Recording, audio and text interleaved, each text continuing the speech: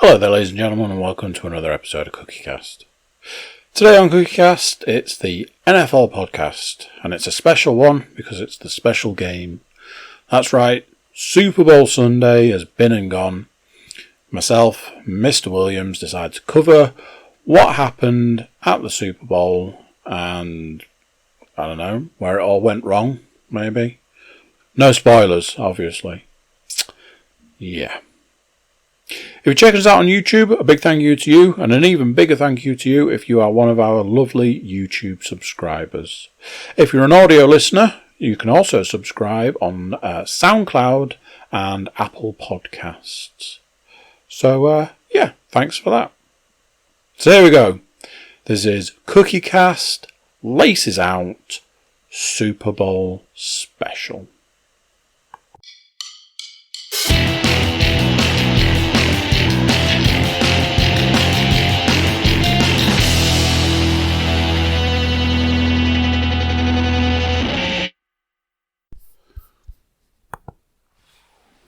Right, tighty. There we go. In theory, things are recording in the way that things do.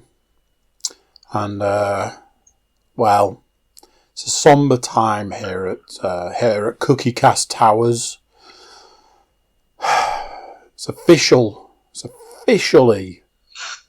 the end of the NFL season. That's right, ladies and gentlemen, it's the Laces Out podcast with myself, my glamorous co-host, Mr. Paul Williams. Good evening to you, sir. And for you listening, at home, we couldn't face dealing with the turmoil that was Super Bowl 55 and guests. So we had to put the barriers up and say no guests. I had this idea where I was going to try and get like every single guest from the previous season, as well as a particular special guest. And then I was like, yeah, that sounds like a lot of effort, doesn't it? So I sacked it off, because, you know, I'm a shit podcast host at the end of the day.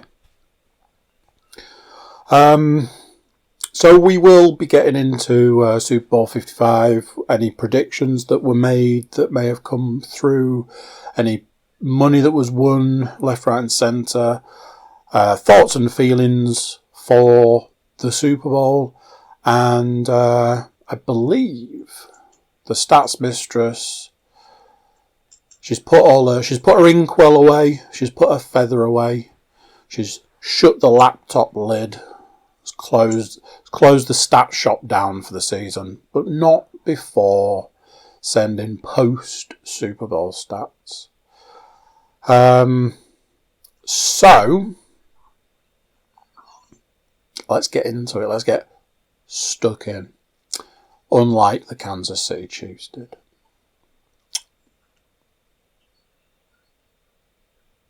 I mean, let's get it out on Front Street. Let's say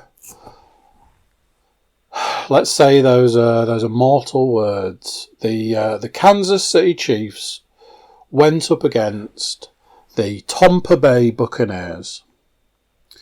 The Tampa Bay Buccaneers dominated Super Bowl 55 with a 31-9 victory over the Kansas City Chiefs.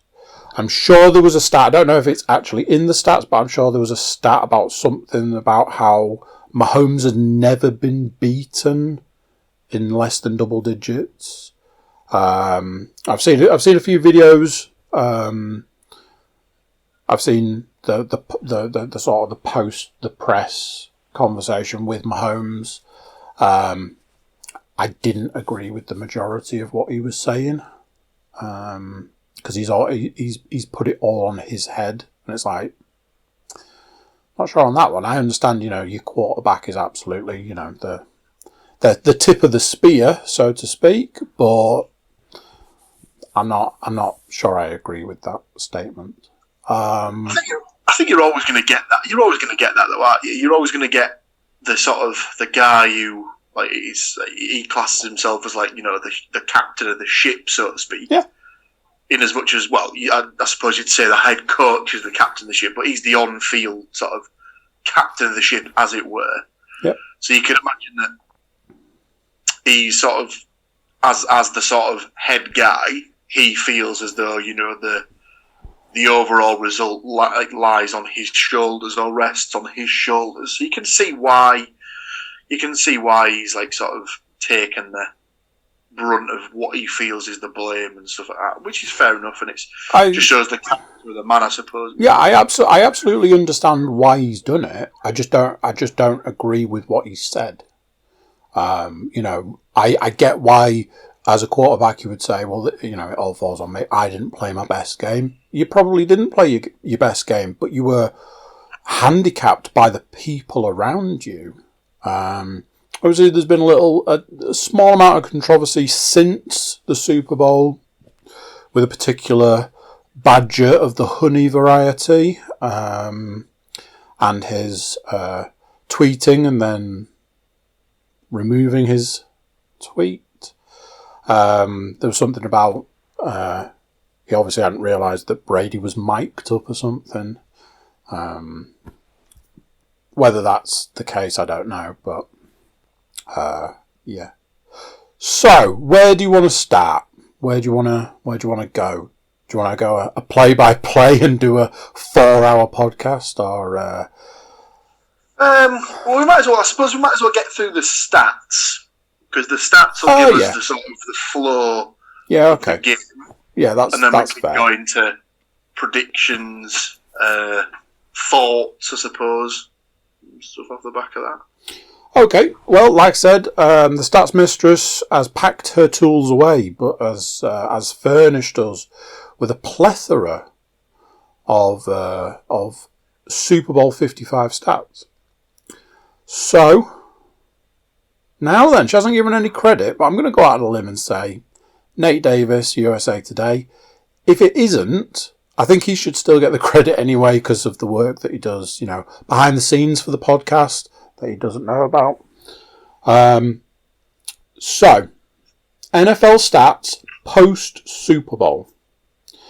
Concluding the 2020 NFL season with Tampa Bay Buccaneers 31-9 Super Bowl 55 victory. Here's what we learned. Number 1.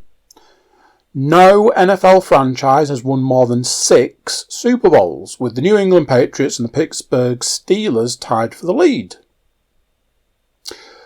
Bucs quarterback Tom Brady extended his own record by earning his 7th Super Bowl ring. So I saw this announced the morning after the night before. And they're like, Tom Brady single-handedly has more Super Bowls than all 32 teams. And I was like, that's got to be bullshit. And then it was when they broke it down, like there was a table of how many Super Bowls each team has. It was like, yeah, the Patriots and the Steelers have 6. And then it goes down from there and down from there. Brady has 7. It's like, as far as a stat is concerned, yeah. Number 2, after beginning the day as the first NFL club to host a Super Bowl in its own stadium, Tampa Bay also became the first to win a Lombardi Trophy in its own building. Give Vince a call because it's a first time ever. Number 3, Mahomes became the first quarterback to start multiple Super Bowls before age 26. The 18-year age difference between Brady and Mahomes was the widest gap ever between opposing Super Bowl quarterbacks. Brady became the first quarterback to participate in Super Bowl spanning 3 different decades. Brady and newly elected Hall of Famer Peyton Manning are the only starting quarterbacks in Super Bowl history to lead different franchises to Lombardi glory. Gronkowski is the first player to catch a pass in 5 separate Super Bowls. And finally, for me, Gronk and Rice are the only players to have multiple touchdown receptions in multiple Super Bowls. I furnished Mr. Williams with some glorious stats, so Paul, let us have it. Did indeed. So continuing the Gronk theme, Buccaneers quarterback Tom Brady and tight end Rob Gronkowski, number 87, have now won 4 Super Bowl rings together. Patrick Mahomes' 52.3 passer rating was the worst of his 4-year career. What a time to have the worst game of your career.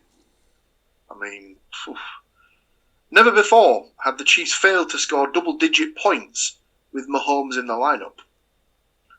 Sunday was the first time since Mahomes was at Texas Tech in 2016 that he lost a game by more than one score. Tampa Bay's Bruce Arians, who wasn't offered his first NFL head coaching job until 2013, became the oldest head coach to win a Super Bowl at the age of 68. Bucs linebacker Devin White is a budding superstar, making 38 tackles, recovering 2 fumbles and picking off Mahomes and Drew Brees in the span of 3 playoff games. Oh, yeah. I'm going to leave this stat to the end. 10 years after making his Super Bowl debut with the Steelers, Bucs wide receiver Antonio Brown, who caught Tom Brady's other touchdown pass on Sunday, notched his first ring. All 4 of Tampa Bay's touchdowns, Antonio Brown, Leonard Fournette, and 2 by Rob Gronkowski, were scored by players who were not signed. Oh, no, sorry. Were all scored by players who are not signed for 2021. So it'll be interesting to see whether those people return. I will be amazed if they don't. But That's them doing the plus sign on the calculator until the number runs out, and then they go, "That's what I'll take." Yeah, that thing about Mike. Is there anything there about Mike Evans? I didn't see anything about Mike Evans, but there was one final stat in here that I just want to rip off. Running back LaShawn Shady McCoy suddenly has 2 rings. One this year with the Bucs after getting his first a year ago with Kansas City. McCoy did not make an appearance in either Super Bowl 54 or 55. No. Participation ring, innit? Oh, wait, no. Because you didn't participate. So there you go. In the vicinity ring? There, no. So Mike Evans has apparently gone to the powers that be at Tampa Bay and informed them that he is happy to take a pay cut if it means that they can get the right men for the job. I imagine that reflects on those 3 names at the end there. Apparently everybody loves Mike Evans. I certainly loved him in the fantasy season. I know that much. Another thing that's come up. There was a streaker. Very, very droll. There's a multitude of jokes that came out. It was very much a picture of Patrick Mahomes' face going, when there was a caption that said, Mahomes' face when he realised that the streaker covered more yards than the Kansas City offense. Things like that. However, the streaker made a tidy little earner on this one. Bet that there would be a streaker at the Super Bowl. Bet an astonishing amount of money on it. Was arrested, and it cost him $1,000 to get out of jail. It's all right because he won $384,000 once he got out of jail and cashed his bet in. So that's what I've seen. I've seen it more than once. I don't know how true it is, but apparently there must be some law against being able to do that. Don't know. I'd love to get someone who works in a betting field on to clarify that, because that just sounds so dodgy to me that I'd ever be allowed. So yeah, I'd want that one. I'd want that one rectifying personally before we. I mean, I suppose it's like a boxer betting on themselves, isn't it? You know, I reckon he's going to go down in the fourth. Wink, wink. So we've done the stats, and some beautiful stats they were. I will lead the stats mistress back to the stats box, and tuck her up and close the lid, press the button that puts her into the hibernation sleep, and roll her out under the stairs for 9 months until next time. I imagine whoever runs USA Today is probably doing the same with Nate Davis about now, just like rolling him into a cupboard somewhere. So, let's talk predictions. Did anybody predict that this was going to happen? Well, oh, what's that? Oh, sorry. Of the 6 people who made Super Bowl predictions, so that was yourself, myself, the stats mistress, the good lady Brinton, and then our 2 guests from last week, Mr. Moore and Mr. Woodmunchie. So 6 people made predictions. Of the 6, 4 of us took the Chiefs to win the game, and 2 took the Buccaneers. So there was a point there each for Stu and for Leanne.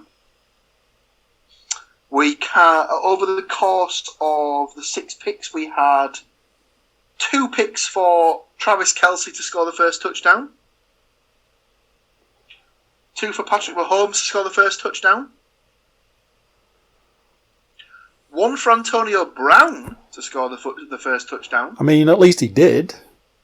He did get a touchdown, but not the first, sadly. And Mr. Woodmunchie again had Rob Gronkowski. I knew. I was like, first touchdown. I'm pretty sure somebody picked Gronk. Well done, Stuart. Well done. Obviously, the scores, no one was really close. You went 31-28, so technically you went 31 for the Chiefs, so not really close. Matt went 35-32, no. Stu 24-21, no. Me 35-21, no. Amy went 26-17 Chiefs, no. Leanne went 38-35 Bucks. Not really. So no one really got any points for that. Stu and Leanne, whilst picking the Bucks to win, successfully picked Brady to be the MVP, which in hindsight, not entirely sure how he got it, because it wasn't a stellar offensive performance. It was all about the defense. But I was saying I thought defensive players never win the MVP unless it's a really low-scoring game. No, but I thought that White had a really good shot of getting MVP, and I'm pretty, looking back over it, I'm like, I think he probably should have done. He was dominant in that game. Yeah, you could have made an argument for someone on the defense to have got the gig, but it's not the way it goes, unfortunately. So again, Stu and Leanne had points for picking Brady as the MVP, so a quick tot-up so far would mean that Stu has 3 points, Leanne has 2. And then just to really set the cat amongst the pigeons, we obviously picked a colour that we thought the winning Gatorade shower would be. Now it wasn't on the main broadcast from what I can remember, as I believe the camera just cut to Arians as he'd been doused, not as he was being doused. Nope. So I only caught this on, I think it was the Sky coverage in the wrap up after the game, or it might have even been on the NFL Network wrap up where I saw it. I had to Google it. caught a glimpse of the Gatorade being poured over Bruce Arians, and it was blue. Blue was the liquid in the barrel. So, again, you picked purple, as I'm pretty sure you pick every year. I'd picked clear, thinking it was going to be water. Matt went with red. Liam went with orange. Amy went with green. And Stu, of course, picked blue. Jesus. Tell you something. We should all swap sports. That's what we should do. As the current reigning, defending WWE in-house champion and podcast champion, and Stu has absolutely dominated the predictions for the NFL. You know, I think we should all switch sports.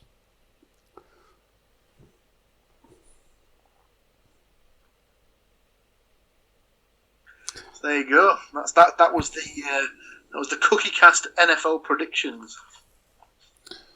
Sponsored by Gatorade. Sponsored by Gatorade. It wasn't. Congratulations, Mr. Wood Munchie. Congratulations. No prize is winging its way to you right now. Absolutely. So go on then. Let's get into it. What do you... Because at this point in time, anybody listening to this who has listened to even a second of previous NFL podcasts is like, oh, do we suppose Andy's going to have something to say about this? Do we suppose he's going to spend 45 minutes going on about how much Brady sucks and how disappointing it was to have to sit through another Super Bowl with that There was a point where they cut to him. They got awarded a 15-yard penalty and it cut to his face, and I was like, if I hadn't have bought that TV, it'd be through a window with an axe in it right now. I mean,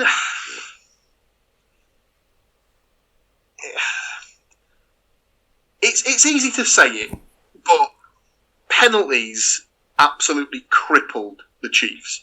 So I think, I can't remember for definite, but I think within the space of the first half, they'd maybe racked up 100 yards worth of penalties. And it was just silly things that were sort of just like absolutely killing them, because they were shutting them down on third down and giving away a penalty that was given an automatic first down. Yep. And they did that twice in the same drive. Yep. And it went from, I think the second time it happened was as Suckup kicked a field goal, and it gave him enough yardage so that he could retry for the touchdown again. And it was just stuff like that just made you sort of think, yeah, you can afford to do this in regular season games. You can't afford to do it in the playoffs because it's just going to kill you. And sadly, it proved that way. It was far too many defensive mistakes, far too much ill discipline, and it cost him in the end. And obviously, you had a very uncharacteristic Mahomes performance. There was I counted certainly two dropped touchdowns in the end zone by Tyreek Hill and I can't remember which of the Williamses it was that was the running back, because I don't know if it was Darrell Williams. I think it's either Darrell Williams or Damian Williams, and I can't remember which one was the one who sat out the season. I maybe think it was Damian Williams was the one who sat out the season, so it must have been Darrell Williams who played in the game. And the reception just went through his hands and hit him in the face mask. And yeah, just you can't afford to miss chances to score, really. And sadly they did and paid the price. Yeah, I mean, I have a lot of opinions. I can't imagine a lot of them are popular opinions. My opinion will always be the same. It works all the way through the playoffs and especially in the Super Bowl. Why waste your time?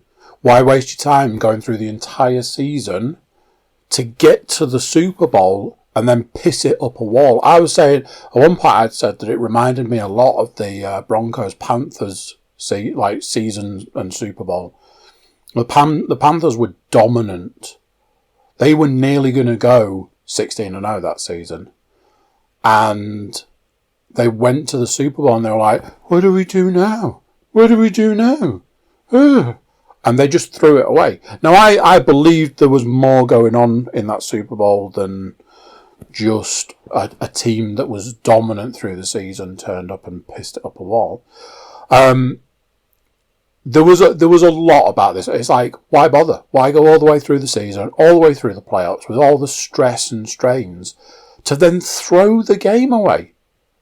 Why is it that there was a lot of this, we'll get a penalty here, we'll get a penalty there. At which point they got a penalty was not somebody coming down on them and being like, hang on a minute, I get, passion and it's the Super Bowl and this, that and the other, but don't start throwing stuff away. And it was just penalty on top of penalty on top of penalty.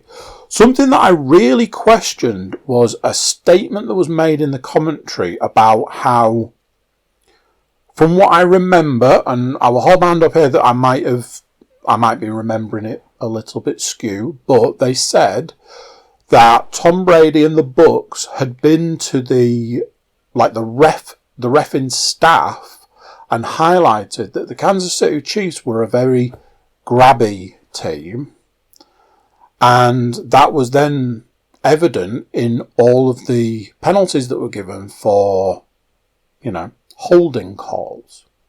It was interesting to see that after the Bucs had bled the penalties dry by the third and fourth quarter, a lot of the holding calls on the Bucs were going unnoticed. So there was a lot of, let's get all of the penalties out of the way early. Unfortunately, a lot of those penalties fell on the Chiefs. But the Chiefs weren't doing anything to stop it happening. Where were the coaching staff saying to them, you need to stop this, and if you don't stop, we're just going to pull you off. We're just going to pull you off the field. It was very bizarre the way it was just allowed to continue. I felt that game was over by the end of the first quarter. I was like, this game is done. And now we have to sit through the next 3 quarters of the Bucs just driving it home. It definitely had that feel to it. So, obviously, as soon as it went to the half, and then obviously you had the fact that the Chiefs were going to receive the opening kickoff for the second half, you definitely felt that the Chiefs needed to score a touchdown on that opening drive to really stand any chance of sort of bringing the game back and making it a contest. Mm-hmm. I don't know. It was just one of those ones where, Kelsey didn't really get going until it was too late. I don't think he had a proper he might have. Well, he probably had receptions, but he didn't really have a. He didn't have a decent reception. He didn't have yards after the catch until at least the third, the end of the third quarter, beginning of the fourth quarter. It was just. I think you can just put it down to it. It was literally just one of those days where nothing clicked for the Chiefs, and it was just what if you look back at the last 3 years. So obviously they didn't get to the Super Bowl 2 years ago, technically, I suppose, when it was the Rams versus the Patriots. But if you take the 3 seasons that Mahomes has been a starter for, they've lost what? 5 matches, maybe. So they've had a 14-2 season, and the season before last, they were maybe 13-3. So it might be 7. Might be 8 because you have to factor in the. Might be 9. You have to factor in the. I'm trying to work it out in my head, but obviously you factor in the AFC Championship loss to the Patriots, and now the Super Bowl loss to the Bucs. But over the span of that 50 games or whatever they've played, they've lost 9. Yeah. I mean, that stat in its own right is probably it's not. That is ridiculous when you sort of boil it down to that. So Mahomes has started, and he didn't even start one of those games at the end of the season when they lost to the Chargers. So you take that one off; that one doesn't go down against him. He missed a couple of games last season when he had his knee injury. But so in his almost 50 starts as a quarterback, he's only lost like 6 or 7 games. That's insane. And obviously they were due a bad day, and it was just unfortunate for him that their bad day happened to coincide with the biggest game that he can play in the NFL. And this is the thing, because no matter how well the Bucs played and how well they won, it's that same thing that I've been saying all season. These games that you have, it's like, did the Bucs win or did the Chiefs lose? You know, did the Bucs? Through that first quarter, I was practically salivating. I was like, this is it. This is the thing that we've been wanting to see. This is a situation where it's 3 and out on one side, it's 3 and out on the other side. They're feeling each other out. And then what we needed to see was one team score a touchdown and then the other team score a touchdown, and it'd be off. It'd be like fireworks. It'd be go. And when that didn't happen, there was something I said early on, like in the first few drives of the book. It was the Chiefs. The way the Bucs were set up defensively. So they had a line here, then they had some people here, then they had a couple of guys back here. They were doubling on Hill and stuff. It was like, what's going on? I kept saying to the stats mistress, I was like, what are they doing? I don't like this. What's happening? Why are they doing this? Oh my God, what's going on? So there was that aspect. They had very much gone, these are the things we need to do defensively to win this game. Now I've got, from me, all credit to them, because that's what you're supposed to do. On the other side of the ball, you've got a team who are like, I'm going to throw a hissy fit about this, and that's detrimental to the team that I'm playing for, that I've been playing for all season, and I've been a part of the machine that's got us here. It was just yet another baffling situation.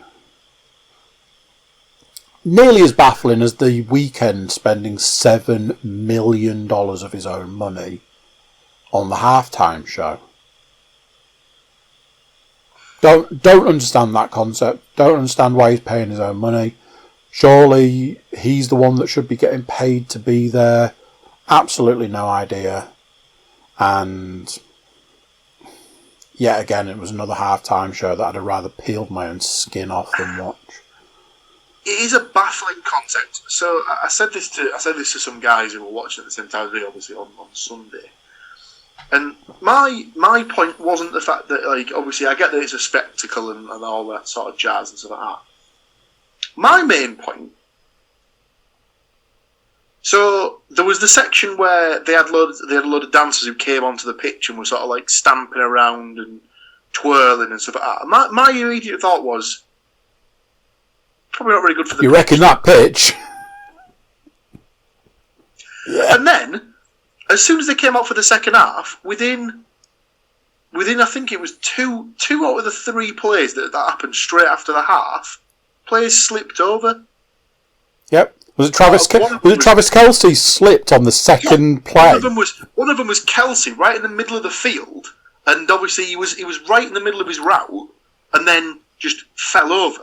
Yep. And it was like, well, if he hadn't fallen over there, is there a chance that he finishes his route, he gets a big reception, and it kicks something into gear and stuff like that? And it's just, I just said, like, my point was that over here, if that was the Champions League final, in a game where normally the half-time break is 15 minutes, you'd never in a million years get someone just going, right, to make some money, shall we triple the length of the half-time break and have some prick come in and just twat about on the field for 45 minutes?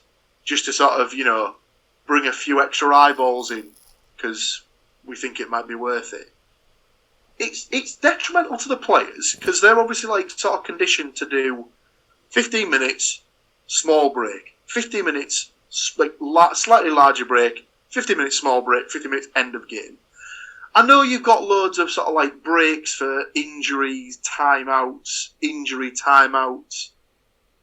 like resetting game clocks and stuff like that. So it's a very stop-start game. But at the end of the day, an athlete, through repetition, is trained. Their body is trained to play a game in a certain way.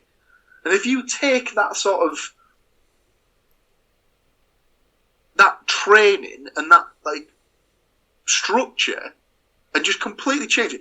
I know it's only for one game, and as a one-off, you could just say that like it shouldn't matter that much, but I think it does, and I think not enough sort of like put into the halftime break is a bit distracting. Yeah, I remember something from the. It can be a disadvantage for teams and stuff like that, but.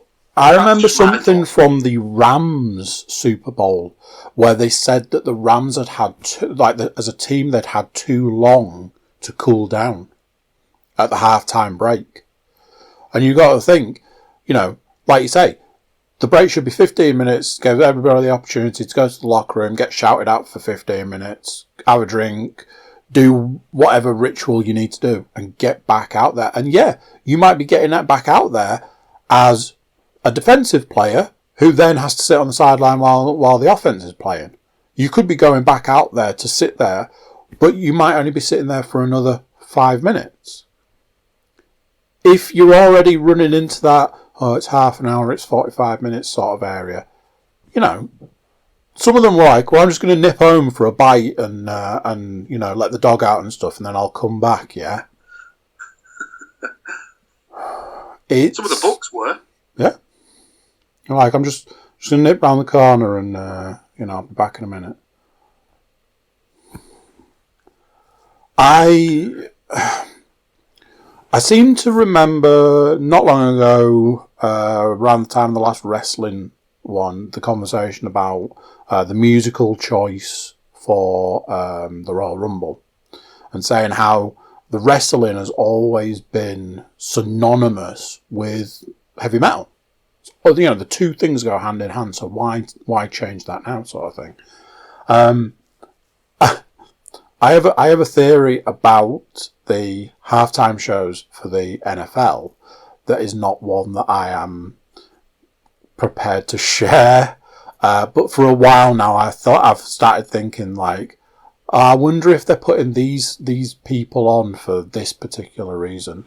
But yeah, it's like. It feels very much like the kind of person who is sitting down to watch the Super Bowl is probably not like, I tell you something, this game is fucking awesome, but I can't wait for the halftime show.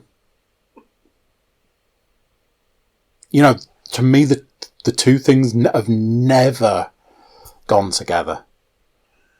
It depends, because you'll get, for example, last year, I imagine there was a lot of people who tuned in when they heard it was Jennifer Lopez and Shakira because they were like, ooh, pretty ladies. That'll be interesting to watch. So, and I imagine this year there was a lot of females who were like, ooh, The Weeknd, sexy man, might be worth watching. So you'll get that, I suppose, but I don't know. It is a baffling concept to me, and I'll never truly understand it. Nope, you and me both.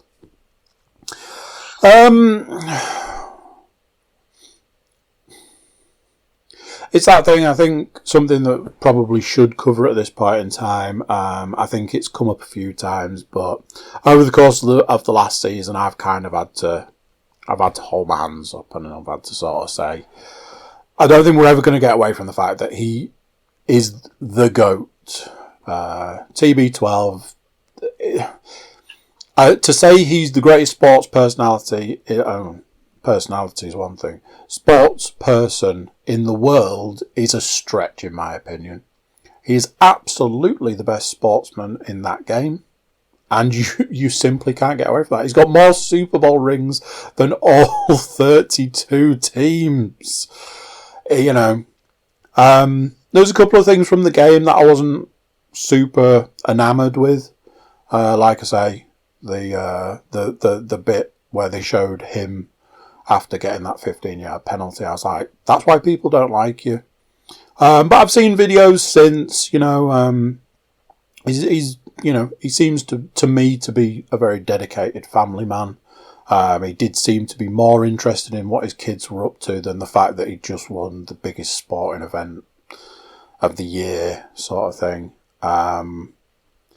So I think I said at some point, if he wins, I will have to concede. So this is officially me on record saying I agree. Tom Brady is going to have to be the GOAT, I'm afraid. As I'm sure you can tell, I'm not overly happy about this, but at the end of the day, it is what it is. Any other takeaways from this for you? Not really. I mean, like you summed it up perfectly there. It's a case of, you know, there was like a couple of things that he could never get when he was at the Patriots. So obviously he was never going to be able to get that record of beating all 32 teams because he never played for anyone else other than the Patriots, so he could never beat the Patriots. Yeah. Obviously, Peyton Manning was the only other quarterback to have started and won the Super Bowl with two teams. So he's now completed that, so he can take that off the list. Hall of Famer, Peyton Manning. Because that was something that happened. Yeah.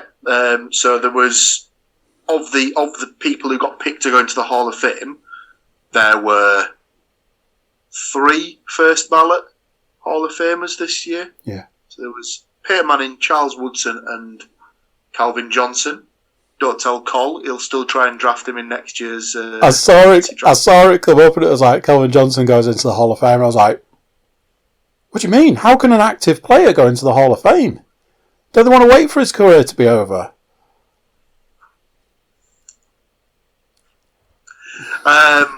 So I suppose it is that thing of, so you see it everywhere where people say if you were to take you could break Brady's career into 3 separate times. So you could do it, his career as a 20-year-old, mm-hmm. his career as a 30-year-old, his career as a 40-year-old.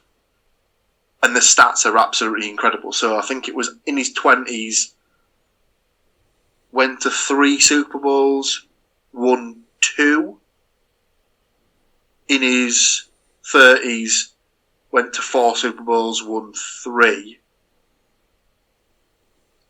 In his 2, it must have been 2, 2 and 3. Because in his 40s, he's been to 3... Oh, no, hang on.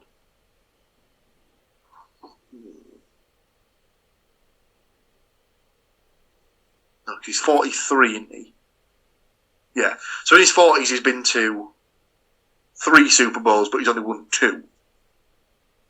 But I mean, it was just the fact that he's basically had, in theory, if you break it down, 3 separate Hall of Fame careers. One as a 20-year-old, one as a 30-year-old, one as a 40-year-old. So look at what was in the stats. Antonio Brown has been playing for 10 years and has got his first Super Bowl ring. Yeah. You see players that play for like 15 years and never even get to a Super Bowl and stuff like that, and it's just the sheer fact that he's been to 10 Super Bowls is just insane. So he's played in, we worked out, didn't we? He's played in 18% of all Super Bowls played. In the 100 seasons or the 101 seasons now that the NFL's been a thing, he's played in 10% of the Super Bowls ever. No, sorry, he's played in 10% of the championship games ever. It's just, as much as people dislike him, I am in that category. I'm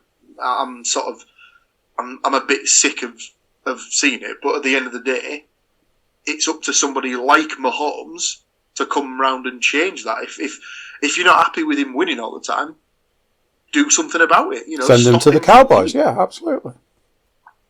But it is that thing, but it really does boil down to if you don't want to see him win anymore, do something about it. Stop him from winning. And that, but that was the thing. What it's going to be. Go back to the start of this season. Go back. There was something I saw online yesterday. One of the guys at ESPN was like, and it was brutal. It was, Brady's done. He's washed up. He's old. He's blah, blah, blah, blah, blah. All of this stuff, just this monstrous rant. And underneath it just said, well, this aged well. And it's like, yeah. And even I, who, as a part throwaway prediction, I was like, the Bucs are absolutely going to the Super Bowl. And they'll probably win. And, if only I'd have put some money on it. It's just that thing, isn't it? Like, if you look at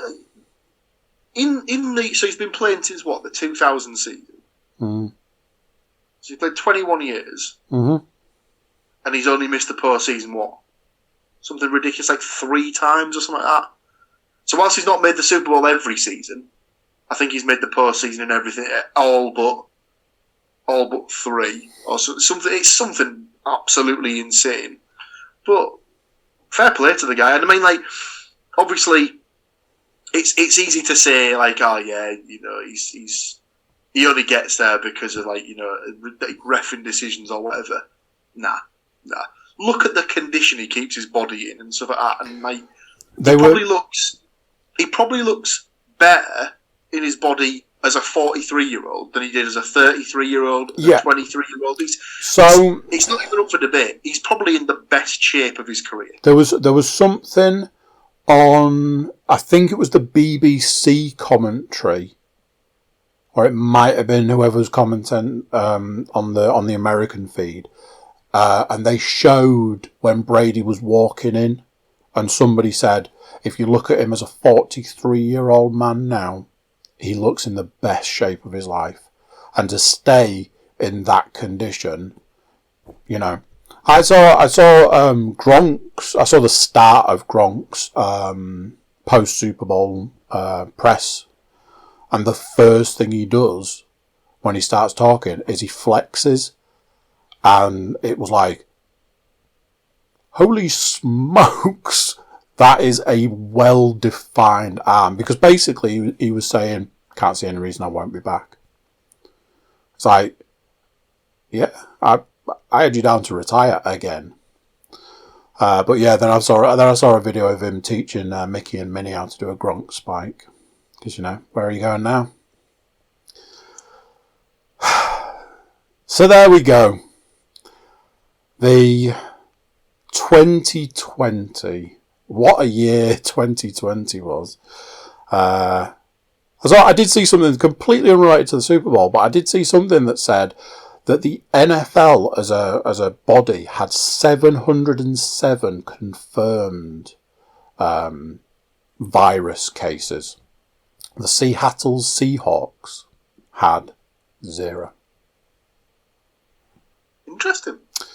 But yeah, that is the 2020 NFL season done and dusted. We now have the dark times, as they're known, or also known as the time without NFL football.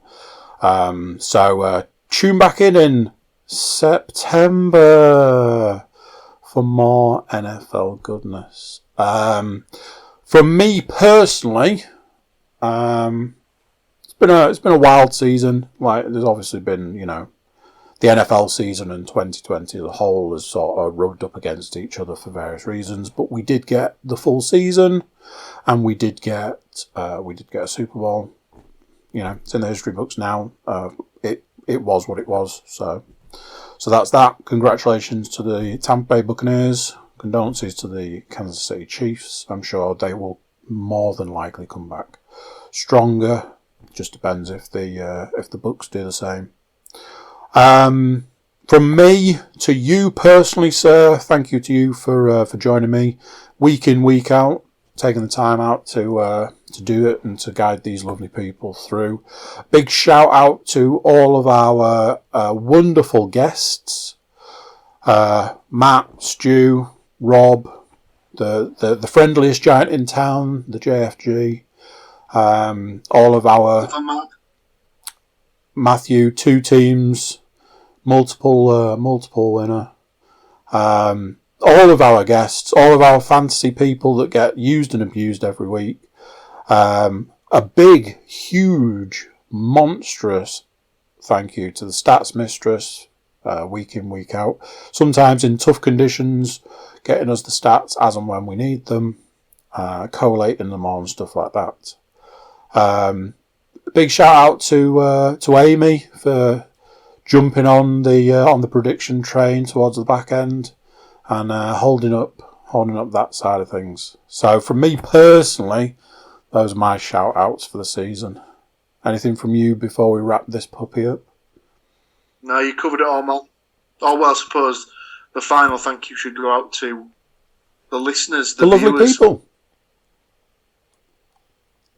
You guys, week in, week out, coming and listening to one man who knows a lot about the sport and a man that runs around blindfolded like a headless chicken, just going, I hate Brady, and the Seahawks are going to win it. Definitely the Cowboys, yeah, though, isn't it? So, yeah, thank you to you. So, there we go.